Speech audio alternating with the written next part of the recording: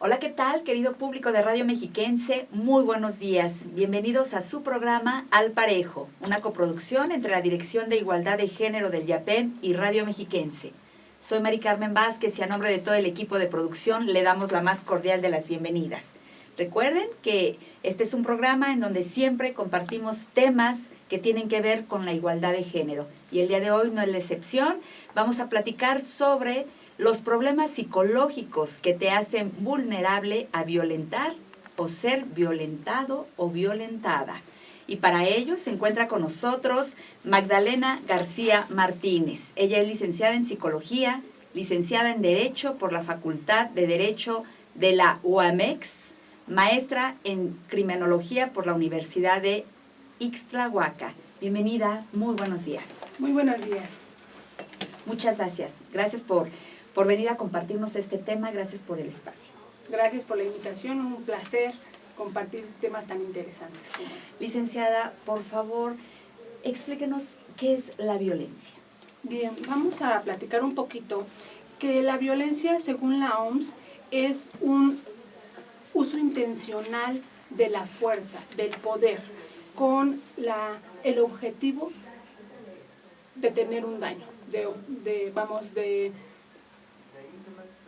producir un daño en la persona, ya sea un daño físico, un daño psicológico o algún otro tipo de daño, directo o indirecto. Esto es muy importante porque vamos a tener también otro concepto que muchas veces de alguna manera se confunde, que es la agresión. Todos hemos sido agresivos en algún momento, pero ¿en qué momento la agresión se vuelve violencia? Vamos a decir que la agresión es una parte natural del ser humano, que es una respuesta a una amenaza. Entonces yo me siento amenazado, lo que hago es actuar de manera agresiva. Por ejemplo, siento que me golpean y volteo rápidamente, de manera agresiva. Reaccionamos agresivamente. Así es. ¿Pero esto por qué es? Es una reacción normal, natural. Okay. Sí. ¿Dónde se vuelve una violencia? Cuando ese acto de agresión se vuelve intencional. Es decir, la agresión únicamente tiene como objetivo salvaguardar mi vida, mi integridad, mi seguridad. Y la violencia va encaminada a producir un daño de manera directa.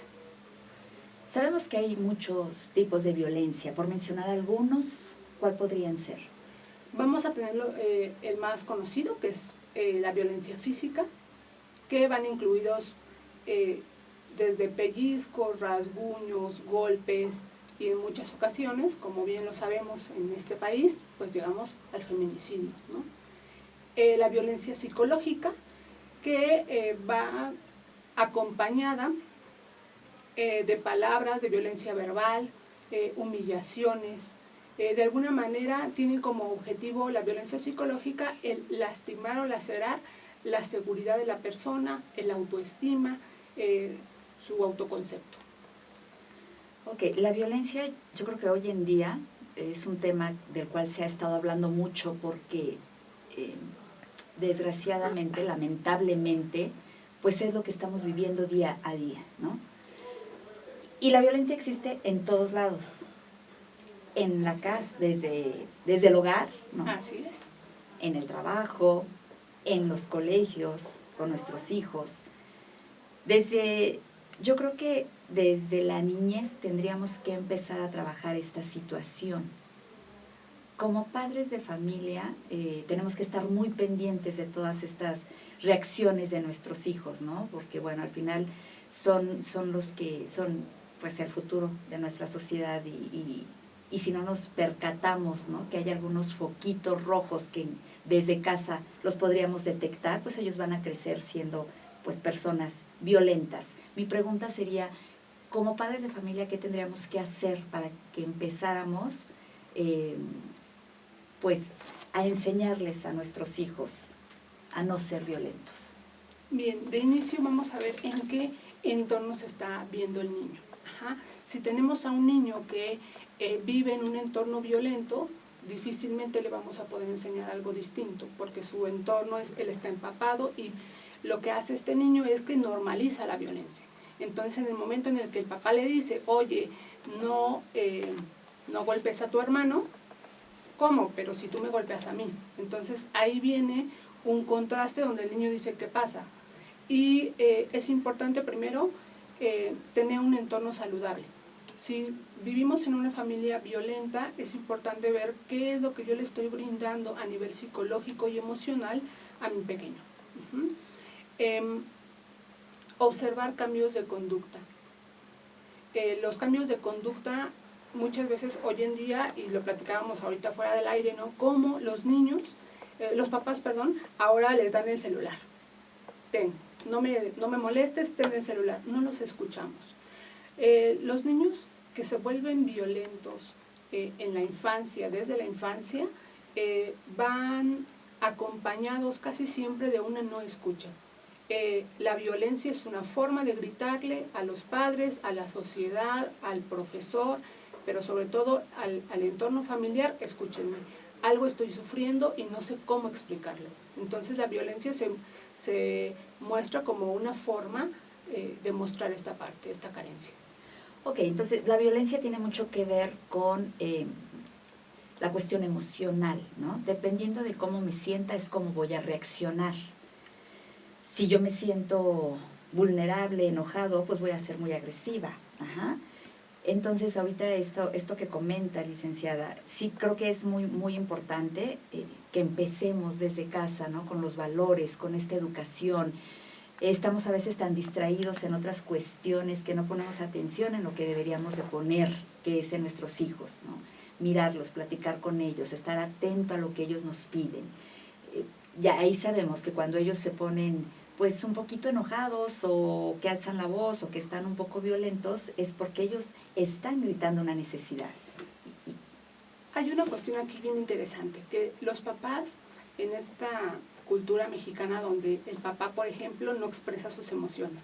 Y entonces el niño aprende a que el niño no debe de expresar ninguna emoción, sobre todo cuando es una emoción que aparentemente la catalogamos como negativa, que no tiene nada de negativo. El enojo, el llanto, la tristeza, pueden ser formas de cómo hablar de eso que estoy necesitando. Entonces, ¿qué pasa? Que el niño aprende a no expresar. Y es importante, ahorita que me preguntabas, ¿cómo yo, papá, le ayudo? Le enseño a expresar, le permito expresar sus emociones, le permito expresar de qué es, desde cómo te fue en la escuela, qué sientes. Cuando veo al niño que hace berrinche, que llora, que está en una crisis de angustia y solo lo regaño, entonces le estoy enviando el mensaje de eso no importa, eso está descalificado. Y entonces va a buscar el niño otras formas, quizá más autodestructivas, para poder expresar lo que está sintiendo. Así es, sobre todo en un hogar donde el papá le dice, no llores, ¿no? Y sobre todo al hijo, hombre, no llores porque no eres mujer, porque no eres vieja, ¿no? Las mujeres solamente lloran. Y entonces el niño tiene que reprimir muchísimo ese sentimiento. Y eso yo creo que también los llega a frustrar de alguna manera, ¿no? Los llega también a que reaccionen violentamente. Claro. Entonces, perdón. Entonces sí es muy, muy importante recalcar que estar pendiente de todas las emociones de nuestros hijos. Es una clave, yo creo, es la clave principal. Fundamental, un acompañamiento. Pero ¿cómo yo, papá, puedo hacer un acompañamiento? Desde que yo me siento satisfecho con lo que estoy haciendo, satisfecho con mis emociones. Si yo me las guardo, aunque no le diga al niño, el niño aprende a guardarse las emociones. Sería importante una pregunta aquí para los papás: ¿cómo yo expreso mis emociones? Olvídate de que soy papá. Yo como persona expreso mis emociones, comunico de manera asertiva lo que estoy pensando, lo que estoy sintiendo, mis necesidades, y cómo eso se lo estoy transmitiendo a mi hijo. Así es. ¿Cuáles son los factores de vulnerabilidad? O las características de personalidad de estas personas. Bien, vamos a entender primero un poco acerca de los antecedentes que hay previos a que alguien se convierta en una persona violenta. De inicio, ya lo comentábamos, estar expuesto a alguna situación de violencia normalizada. padres que utilizan castigos severos, porque entonces el niño aprenda que el castigo violento es una forma de control del otro. Y entonces, si mi papá la puede usar, yo también la puedo usar. Y tenemos ya en contextos como en el contexto escolar, donde los niños están ejerciendo violencia y no la ven como algo descabellado, sino la están normalizando. Por otro lado, también tenemos padres... Perdón, ¿estos serían los golpes, por ejemplo? Los cuando golpes. Por castigo, una nalgada, ¿no? Un pellizco que el papá le puede dar al hijo. Eso es lo que tenemos que evitar de entrada. Humillaciones, Okay. sobre todo si son cualquier tipo de humillación, pero si son en público, bueno, laceran tremendamente.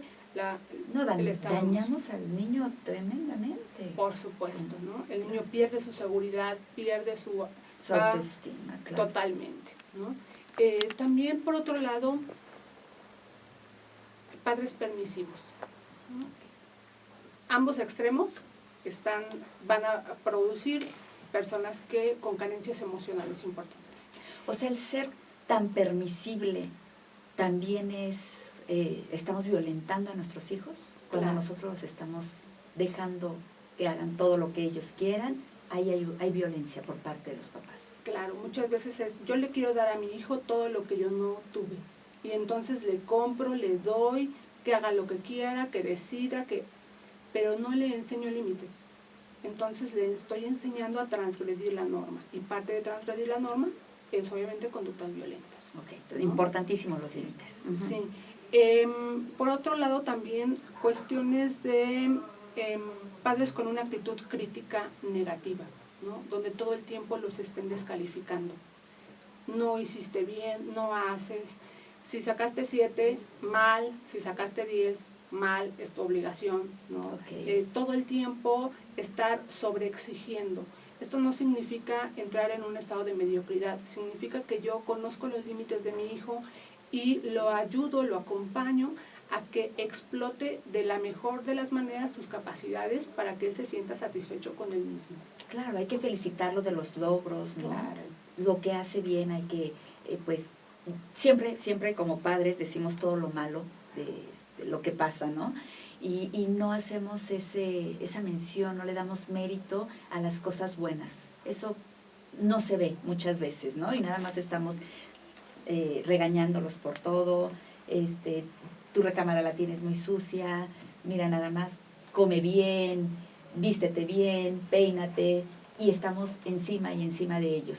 Pero las cosas buenas realmente difícilmente se las aplaudimos, ¿no? Y eso también es muy importante, poderlos reconocer. Así es. Incluso si hay algo que no esté bien hecho, oye, lo podrías hacer mejor.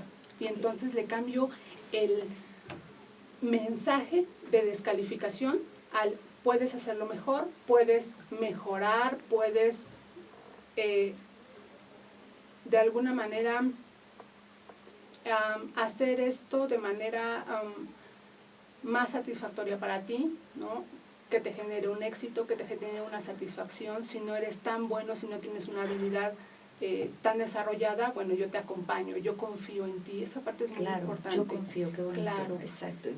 Y saber cuáles son las fortalezas, ¿no?, de nuestros hijos para poderlos acompañar en ese proceso. Así es, sí, es muy importante, pero también yo creo que de inicio que los papás se reconozcan sus limitaciones, y también si hay un estado anímico que les esté impidiendo comunicarse de manera asertiva con sus hijos, que atiendan su salud mental, ¿no? Y esto, digo, hay muchos tabús al respecto, ¿no?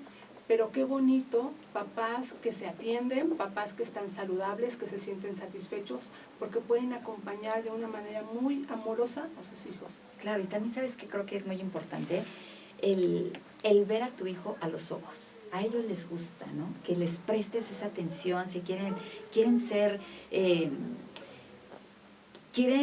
vistos por los padres, sentirse que realmente le estás poniendo la atención que se debe, porque nosotros ahorita de repente con los celulares estamos muy distraídos, y el hijo nos está hablando y nosotros por acá, sí, ok, sí, ya te entendí, y estamos en 1000 cosas, ¿no?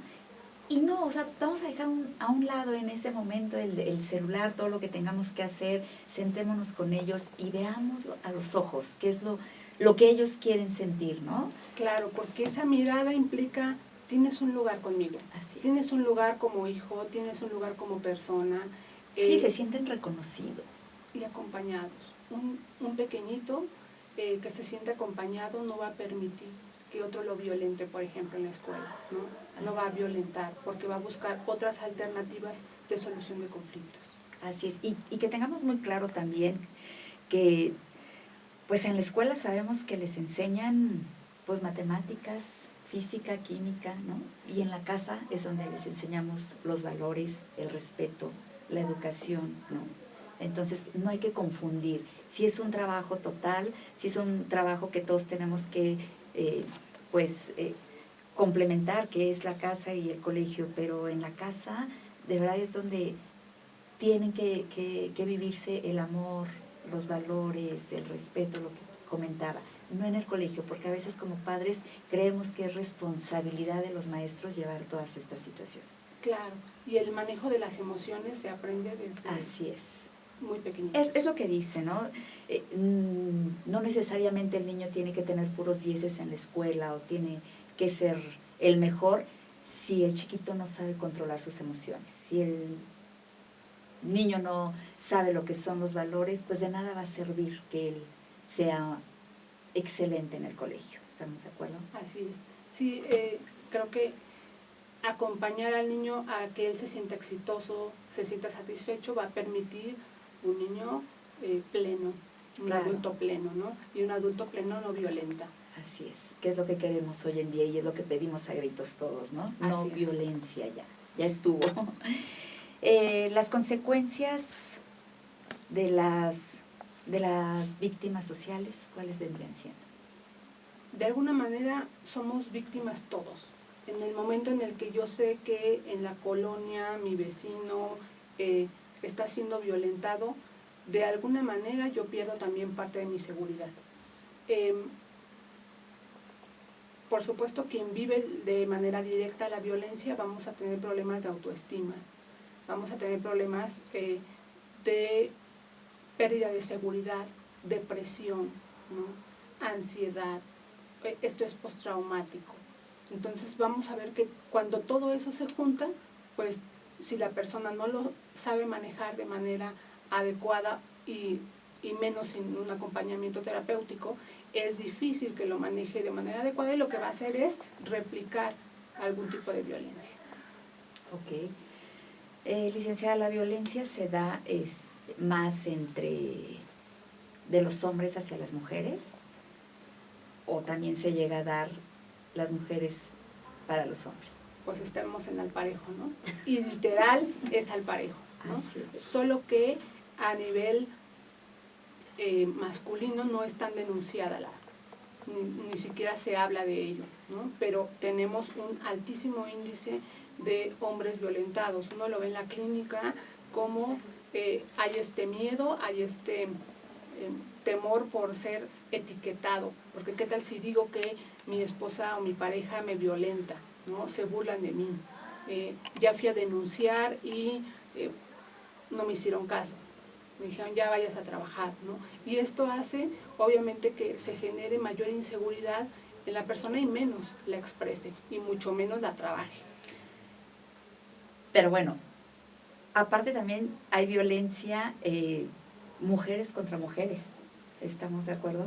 Tremendo. Eso es también muy lamentable, porque en lugar de que nosotras hagamos fuerza y entre nosotras nos apoyemos, también hay mucha violencia entre el mismo género. Claro, porque pareciera ser que es estamos compitiendo. Competencia, ¿no? Uh-huh. Pero esta competencia habría que ver por qué necesito competir con la otra o con el otro.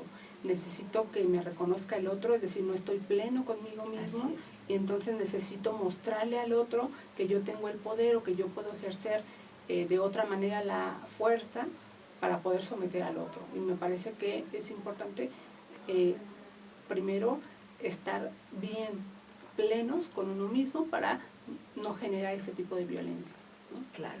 Sí, y aparte, y la violencia contra de los padres a los hijos, ¿no? ¿Cuántos en las noticias no vemos las mamás cómo maltratan a los niños, a los pequeñitos? Que eso también es muy triste, pero bueno, yo creo que detrás de todas estas historias de violencia, pues hay situaciones que tendríamos que ver el por qué, y a todo esto, ¿qué es recomendable? Tener un acompañamiento de algún profesional, de alguna terapia de psicología, para poder de verdad llegar al punto, el por qué está sucediendo esto. Sí, bien, primero es importante reconocer que hay un problema. Si traigo celos patológicos, que de momento me dice la pareja, oye, como que, ¿por qué me estás celando? ¿Por qué me estás checando el celular? ¿Por qué me estás checando la hora en la que llego? ¿Me cuentas los minutos? ¿Por qué no me dejas vestirme como yo lo decido? ¿Por qué me controlas en tantas cosas? Es importante que si la persona ya identificó ese tipo de situaciones y que se da cuenta que está ejerciendo algún tipo de violencia, que intente manejarlo con las herramientas que tiene. Si definitivamente es algo que se está dando constantemente, porque aquí vamos a hablar un poquito acerca del ciclo de la violencia, cómo aparece también una especie de arrepentimiento, una luna de miel y nuevamente la fase de tensión, y esto hace que entonces no la identifiquemos y no la veamos así. Por lo tanto, primero es importante identificarlo. Ya que lo identifiqué, lo reconozco. Nadie va a poder ser ayudado si no reconoce que hay un problema. Claro, como toda enfermedad, así es. Ya reconocí que hay un problema, ahora lo que hago es, me permito acompañar por los profesionales, sobre todo si se trata de un profesional de la salud mental. Porque cuando no llevan este acompañamiento, regularmente sucede que la persona que es violenta, cuando pasa por esta crisis, después como que viene una calma y dice, perdóname, no lo quise hacer, te prometo que no lo voy a volver a hacer, y a lo mejor pasan 2 días, 3 días, 5 días, una semana, y vuelven a regresar con las mismas conductas. O sea, esto no, podríamos decir que no tiene cura. Sí tiene cura, hasta que nosotros le damos un alto. Ok. Es decir, si veo que esto se está repitiendo, quiere decir que la persona no está siendo capaz, no tiene las herramientas suficientes para poder manejarlo de manera individual. Por lo tanto, pedimos ayuda. ¿Es una enfermedad?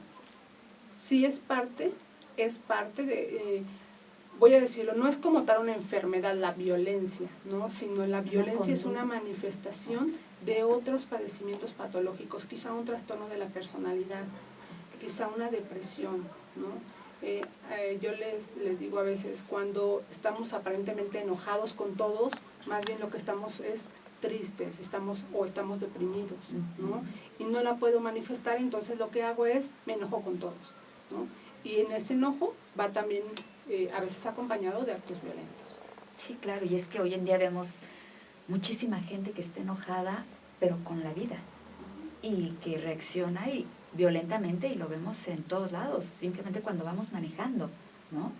Vamos manejando y ya por tantito que se nos llega a cerrar un carro, reaccionamos muy violentos. O sea, que la gente se llega a bajar, se llega a golpear, y llegan a pasar cosas pues muy fuertes por este tipo de situaciones que no sabemos controlar. Yo creo que del 100% de lo que nos pasa en nuestra vida, nosotros tenemos un control de un 90%. El otro 10% pues realmente no tenemos control, ¿no? Que es en el caso de si hay tráfico, por ejemplo, pues eso nosotros ya no lo podemos controlar. Pero el otro 90% nosotros podemos controlarlo. Entonces ahí está esta parte de las emociones. A mí, de verdad que sí es un tema que sí es muy, muy importante recalcarlo, porque pues nosotros si nos damos cuenta que tenemos ese problema o que tenemos al agresor en casa, pues híjole, doctora, ¿qué tenemos que hacer para prevenir la violencia? Bien, de inicio, identificar los actos de violencia. Si veo que estoy en un contexto donde puedo ser violentado, me alejo, me pongo a salvo, ¿no? Muchas veces decimos, no, nada más fue un pellizquito, nada más fue una nalgada, nada más fue una cachetada. Y tenemos que llegar al feminicidio, al homicidio, ¿no? A las lesiones. Segundo, pedir acompañamiento terapéutico por un profesional. Y tercero, muy importante, la denuncia. No podemos fomentar. Cuando yo me callo esto ante las autoridades, estoy fomentando, porque no le estoy permitiendo también a otra instancia que haga o aplique algunas políticas públicas que permitan disminuir la violencia a nivel social. Ok. Licenciada, se nos está terminando el tiempo. De verdad que es un tema que da para más. Muchísimo. Y ojalá podamos tenerla nuevamente de regreso para Claro que seguir sí. platicando sobre estos temas de gran interés. Claro. Le agradecemos muchísimo que haya estado con nosotras y algunas redes sociales que nos pueda compartir. Bueno, en Facebook estoy como Magda García, ¿no? Y pues ahí me pueden encontrar. Excelente. Y pues bueno, por último, nada más para concluir, ¿algún mensaje que le quiera dar a nuestro auditorio que está pasando por esta situación? Yo les diría, lo que más cuiden es su persona, que no permitan que nada ni nadie les vulnere en su deseo, que nada ni nadie les vulnere en toda su persona, porque eso no les permite de alguna manera ser plenos, ¿no? Que denuncien y sobre todo que no tengan miedo. Así es, que no tengan miedo y que se acerquen con los expertos para que los puedan ayudar. Así es. Muchísimas gracias.